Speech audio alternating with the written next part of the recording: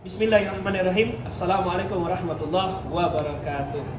Yang terhormat Bapak Ibu dosen penguji ujian kinerja PPG dalam jabatan tahun 2022. Kenalkan, nama saya Syahroni Saputra SPDI MPD, guru PAI di SMA Negeri 5 Kota Bogor. Sekaligus saya sebagai mahasiswa PPG dalam jabatan tahun 2022 batch 3 di LPTK UIN Maulana Malik Ibrahim Malang. Pada kesempatan kali ini saya akan melaksanakan ujian kinerja praktik pembelajaran secara luring di SMA Negeri 5 Kota Bogor. Praktik pembelajaran ini saya laksanakan pada kelas 10G dengan materi pokok sumber hukum Islam Al-Quran. Mohon saran dan masukan dari Bapak dan Ibu untuk pembelajaran berikut ini. Selamat menyaksikan.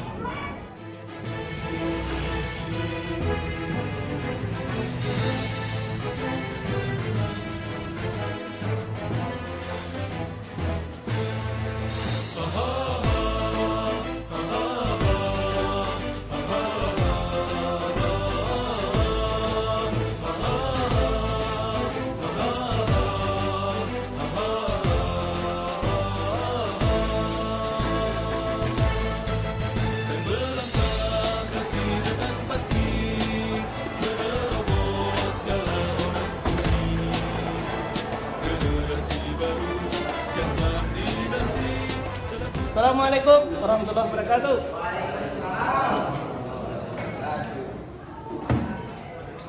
Kegiatan kita pagi ini, mari kita berdoa dulu ya. Anda sekalian, semoga kegiatan kita, aktivitas kita, pekerjaan kita, serta proses belajar terkhusus Anda sekalian, hatinya, pikirannya untuk mendalami ilmu agama.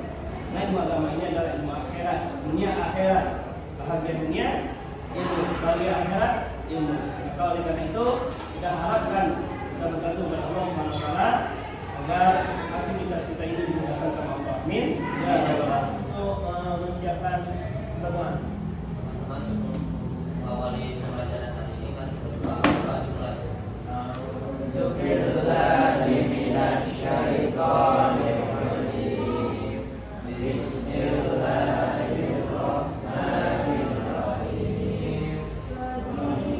Alhamdulillahi rabbana wa bil islami dina wa bi Muhammadin nabiyya wa rasulah wa bil Qur'ani imama wa hukma rabbi shrah li sadri wa yassir li amri wahlul 'uqdatam min lisani yafqahu qawli rabbi zidni ilman warzuqni fahman bi rahmatika ya arhamar rahimin.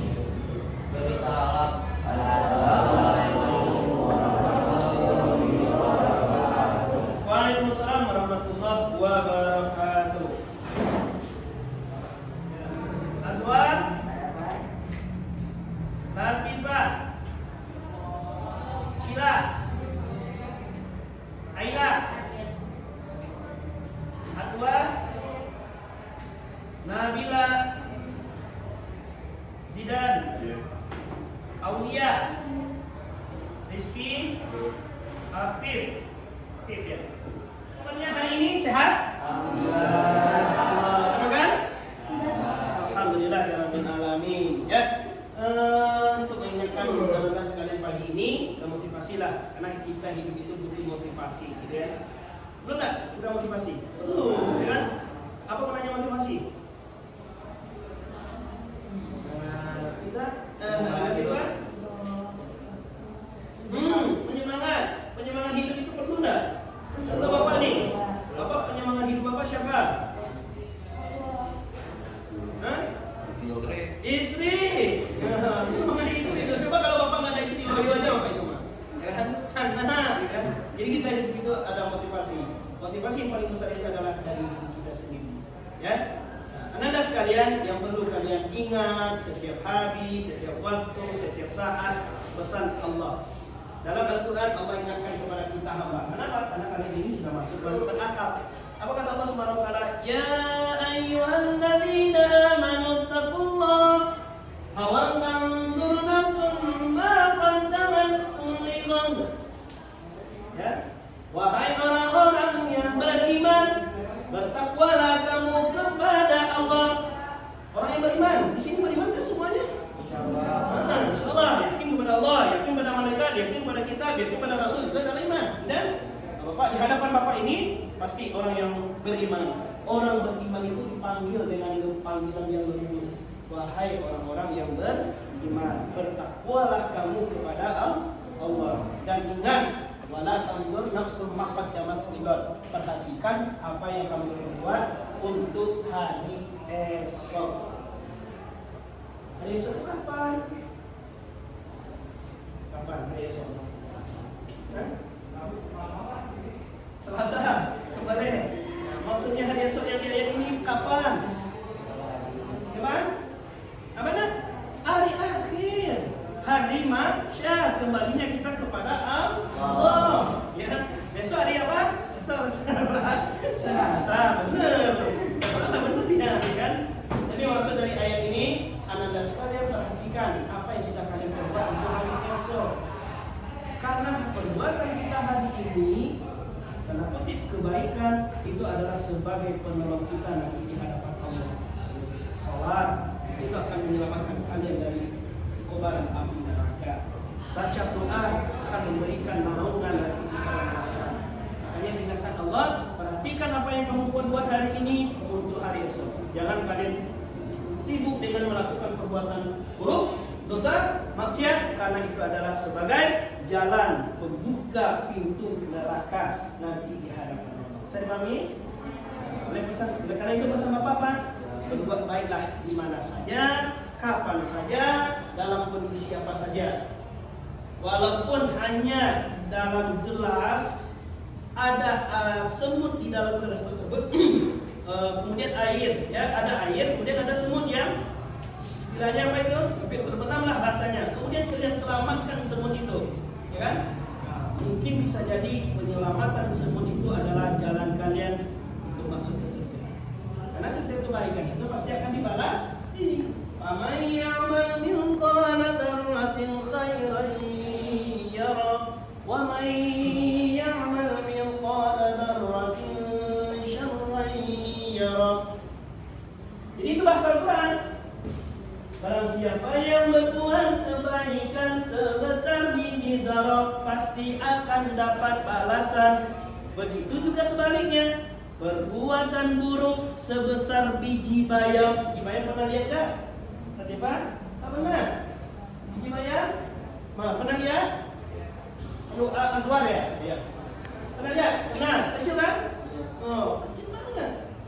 Itu akan mendapatkan balas. Paham tak? Saya dipahami? Sip, baik. Bapak ada game nih. Bapak bilang pagi, tentu dengan satu kali. Siang, 2.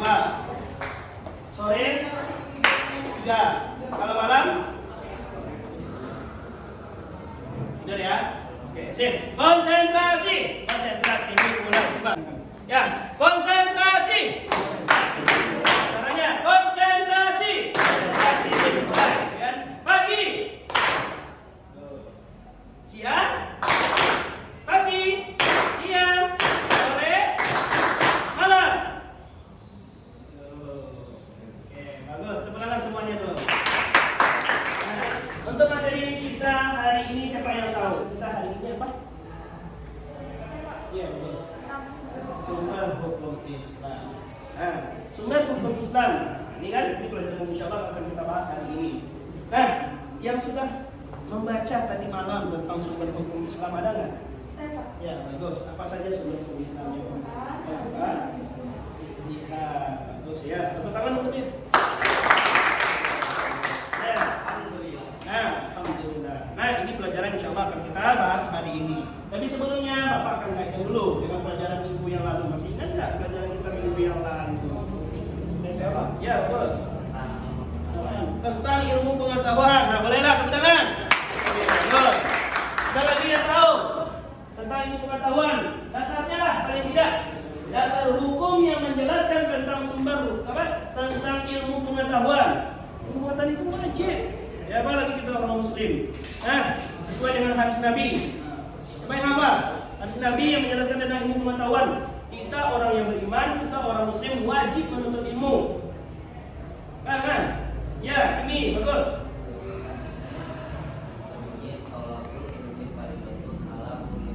Ya, bagus, tepuk tangan. Ya, kalau ini faridatun ala kulli muslimin, ya.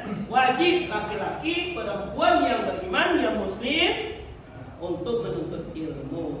Karena ilmu itu untuk menggapai kebahagiaan akhirat dunia. Anda mau bahagia dunia enggak? Mau? Dengan apa? Dengan belajar. Apa lagi? Ingin bahagia dunia, aradat dunia fa'alaihi bil'ilmi. Kalau kamu ingin bahagia dunia dengan ilmu. Wa man aradal akhirah, kalau ingin bahagia akhirat dengan ilmu. Bahagia kedua-duanya dengan ilmu. Makanya wajib untuk ilmu untuk kita, Anda sekalian, ya. Karena dengan ilmu, insya Allah kita akan diantarkan menjadi orang yang bahagia dunia dan akhirat. Harta belum tentu kita bisa menjamin kita untuk bisa bahagia, tidak. Ya kan? Ada juga pepatah mengatakan kalau kita memiliki harta pasti kita yang menjaganya. Benar nggak? Harta yang menjaga kita atau kita yang menjaga harta?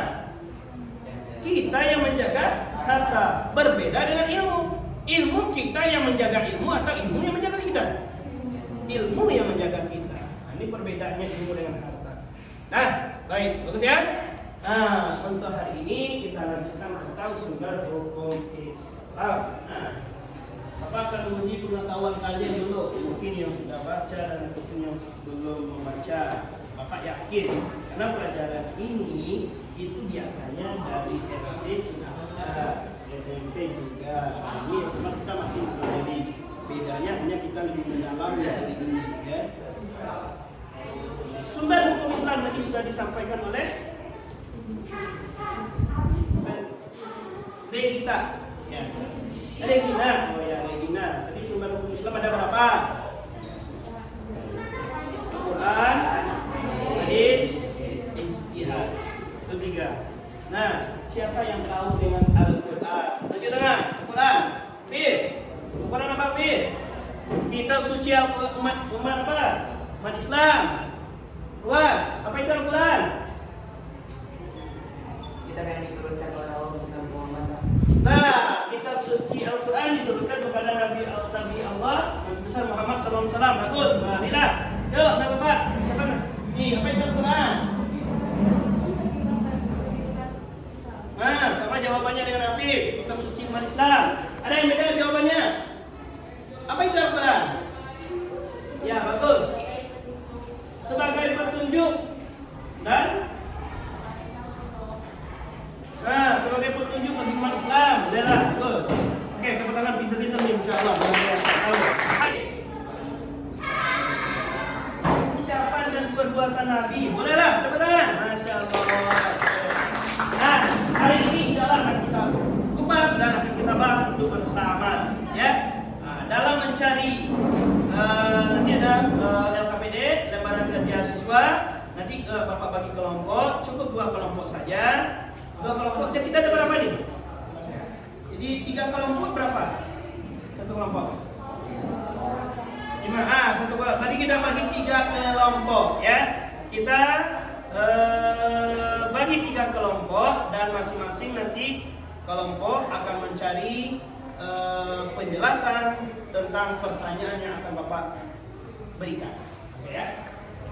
Adapun tujuan pembelajaran kita hari ini Anda sekalian yaitu tentang pertama peserta didik mampu meyakini Al-Quran dan hadis. Jadi Anda sekalian setelah belajar ini, mudah-mudahan Anda bisa memahami apa itu Al-Quran, apa itu hadis, dan apa itu ijtihad. Yang kedua, peserta didik mampu mengimplementasikan pemahaman terhadap kedudukan Al-Quran, hadis, ijtihad sebagai sumber hukum Islam. Yang ketiga, tentunya menganalisis kedudukan Al-Quran, hadis, dan ijtihad sebagai sumber hukum Islam. Terakhir, mendeskripsikan macam-macam sumber hukum Islam. Sekarang kita saksikan cuplikan video ini. Ini nanti Bapak minta komentar kalian terhadap video yang sudah kalian saksikan ini tentang 7 fakta berdasarkan kitab suci Al-Quran dalam kehidupan kita.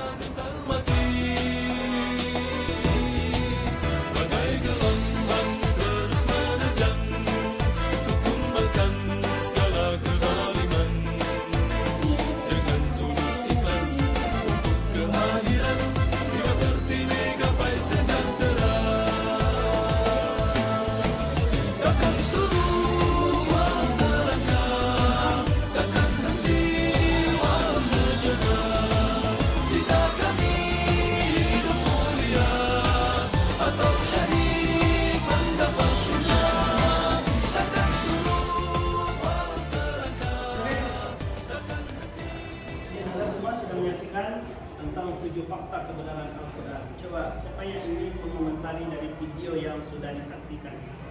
Ya, bagus. Jadi menurut saya bahwasanya pernyataan Al-Quran itu nyata. Isi yang ada di dalam Al-Quran tidak bisa diragukan lagi. Seperti ayat yang ada di dalam surat Al-Baqarah ayat 2, yaitu Zalikal kitabul la raiba fihi hudalil muttaqin, yang artinya kitab Al-Quran ini tidak ada keraguan di dalamnya. Ia merupakan petunjuk bagi orang-orang yang bertakwa. Seperti itu, Pak. Kesimpulan dari apa yang kamu sampaikan itu tentang Al-Quran bagaimana? Jadi banyak kebenaran yang terjadi dan tercatat dalam kitab suci Al-Quran. Oke, sip.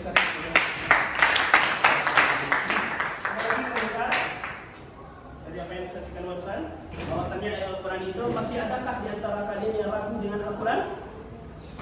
Ada yang ragu? Nah, hanya orang-orang yang tidak berakal lah yang ragu dengan kesucian Al-Quran. Al-Quran itu akan dijaga sampai hari kiamat nanti. Nah, kan? Al-Quran itu tidak ada satupun yang bisa menandinginya. Sampai Allah mengancam seperti ini. Kuntum fi raibin mimma nazzalna ala abdina fa'tu bi suratin min mithli, kata Allah Subhanahu wa taala dalam Al-Quran. Berkumpul kalian manusia, setan, jin, manusia, profesor sekalipun berkumpul untuk membuat perumpamaan Al-Quran, tidak akan pernah mampu. Nah, baik. Sekarang dan pernyataan itu sekarang kita bagi kelompok, ya. Bagi kelompok 3 kelompok, kemudian nanti akan kita diskusikan tentang apa itu pengertian Al-Quran, kemudian dasar hukumnya dan hikmahnya. Cukup 3 saja. Oke, silakan bagi kelompok. Dan untuk berkelompok sekarang akan bagikan tugas videonya, ya. Kalian silakan diskusikan dengan teman itu pembahasannya.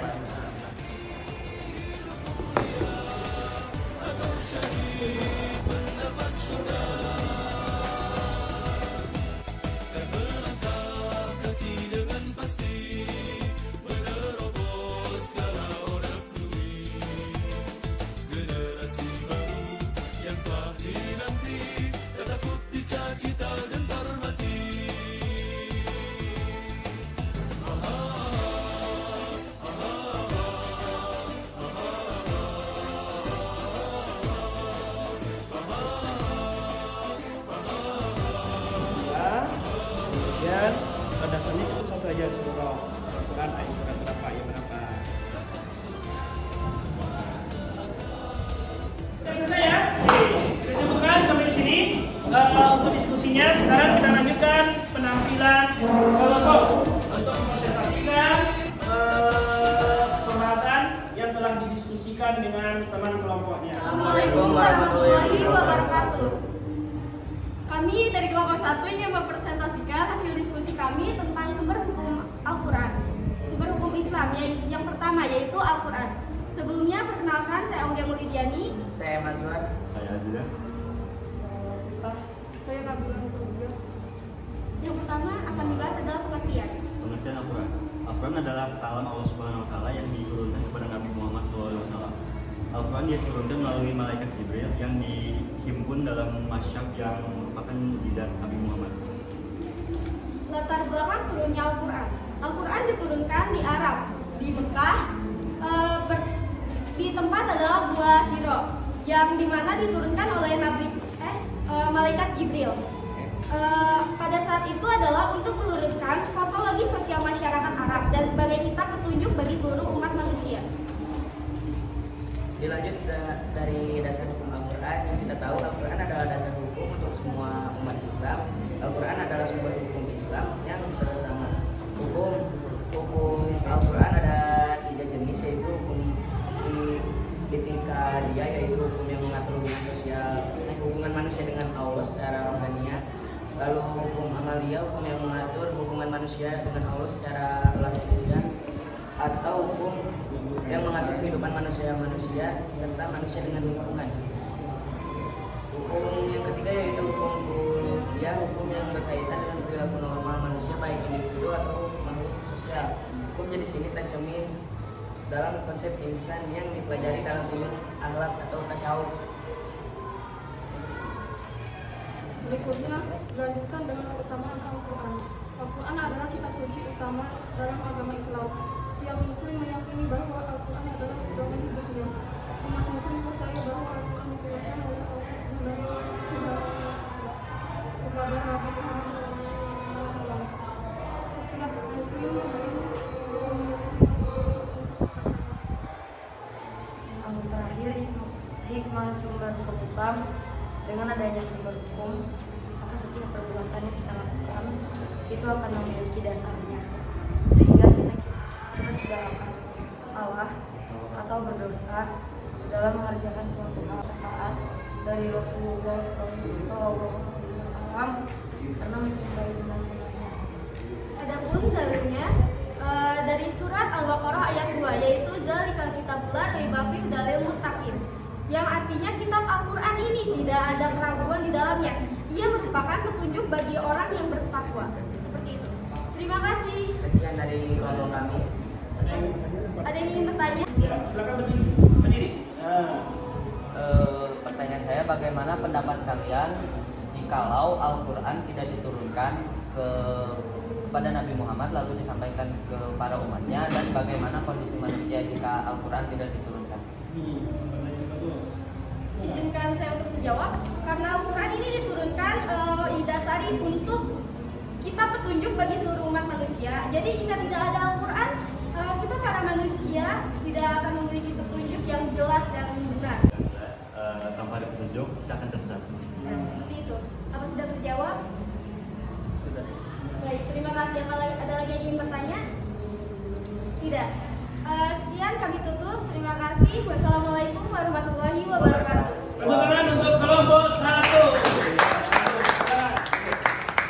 Ya, luar biasa penampilan kelompok 1. Baik anak-anak sekalian, karena waktu kita yang membatasi, untuk penampilan cukup satu kelompok saja, ya. Tentang sumber hukum Islam yang pertama. Sumber hukum Islam yang pertama apa? Al-Quran. Nah, sekarang kita jelaskan dulu sedikit tentang Al-Quran. Apa itu Al-Quran? Tadi sudah dijawab oleh teman-teman dan juga disampaikan oleh kelompok 1 Al-Quran itu, bahwasannya Al-Quran itu adalah kalamullah yang diturunkan kepada Nabi. Kepada siapa? Nabi Muhammad. Siapa yang menurunkan melalui perantara siapa? Malaikat Jibril. Diturunkan dengan secara mutawatir. Apa itu mutawatir? Mutawatir itu berangsur-angsur. Turunnya Al-Quran itu sesuai dengan kondisi bangsa Arab pada saat itu. Ya, situasi kondisi Nabi Muhammad. Ketika Nabi Muhammad disampaikan oleh orang kafir gini, Muhammad, begini sajalah, karena dia sudah bosan ya dengan kekerasan, dengan lembut Nabi Muhammad tetap berdakwah. Sampai-sampai bangsa Arab Quraisy itu berkata seperti ini, Nabi Muhammad, 1 minggu saya menyembah Tuhan kau, 1 minggu menyembah Tuhan kami. Itu sajalah supaya adil, supaya kita damai, kata orang Quraisy. Turunlah Al-Quran pada saat itu. Apa kata Allah? Qul ya ayyuhal kafirun la a'budu ma ta'budun. Apa itu? Qul, katakan Muhammad kepada orang-orang kafir bahwasannya aku tidak menyembah apa yang kamu dan kamu bukanlah penyembah apa yang aku sembah. Diturunlah Al-Quran pada saat itu. Itu artinya secara mutawatir. Jadi Al-Quran itu tidak turun secara satu mushaf, tidak. 30 juz tidak, tapi berangsur-angsur sesuai dengan kondisi. Nah, apabila kita membacanya bernilai ibadah, jadi setiap membacanya itu ada pahala loh. begitu Al-Quran. Itu hebatnya. Berbeda dengan kita membaca koran, komik, novel, segala macamnya. Al-Quran itulah bentuk kemuliaan dan keagungannya. Setiap huruf berpahala. Kemudian diawali surat apa? Al-Quran itu diawali surat Al-Fatihah, diakhiri surat An-Nas. Ya, itu dia. Nah, diawali surah Al-Fatihah, diakhiri surah An-Nas. Bagaimana dengan latar belakangnya? Tadi sudah disampaikan oleh kelompok yang menampilkan presentasinya. Dasar hukumnya tadi juga ya. Zalikal kitabul la raiba fihi hudal lil muttaqin. Nah, hikmahnya itu luar biasa, sangat banyak. Ketika Anda sekalian sibuk dengan Al-Quran, yang jelas hati kalian akan terang, pikiran kalian akan jernih. Apapun yang akan kalian terima dalam menuntut ilmu itu cepat sekali. Itu hebatnya Al-Quran. Pahala luar biasa, dan yang harus kita ketahui Anda sekalian, Al-Quran itu akan datang memberikan syafaat kepada kita. Saya dipahami? Ada pertanyaan? Ada pertanyaan? Itu penguatan dari Bapak. Untuk hari ini, siapa yang bisa menyimpulkan pelajaran kita hari ini? Silakan. Berdiri. Jadi Al-Quran itu adalah pedoman hidup, jadi harus dibaca, dihati. Oke, masih ada tambahan? Mereka? Bagaimana sikap kita dengan Al-Quran? Kita harus menjadikan Al-Quran sebagai pedoman hidup. Jadi setiap aksi yang kita lakukan harus berdasarkan kepada kitab suci Al-Quran, dan kita harus memahami hukum-hukum di dalamnya dan tidak boleh melanggar peraturannya. Oke, tepuk tangan. Ya, baik, silakan kembali ke tempat. Kembali ke tempat.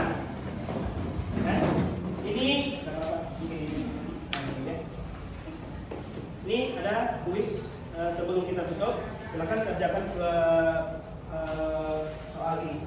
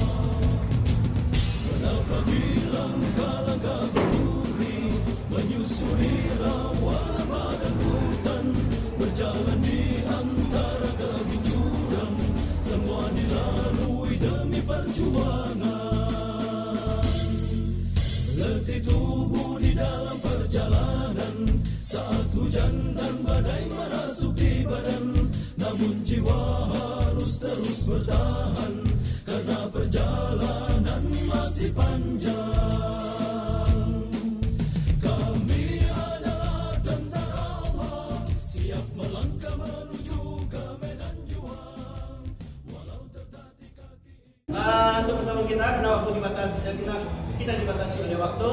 Insya Allah minggu depan akan kita bahas tentang sumber hukum Islam yang kedua, yaitu hadis, ya. Karena sumber hukum Islam tidak hanya Al-Quran, kita harus meyakini tentang ucapan, perbuatan yang bersumber dari Nabi. Oleh karena itu, Anda sekalian, silakan nanti Anda cari tugas di rumah tentang hadis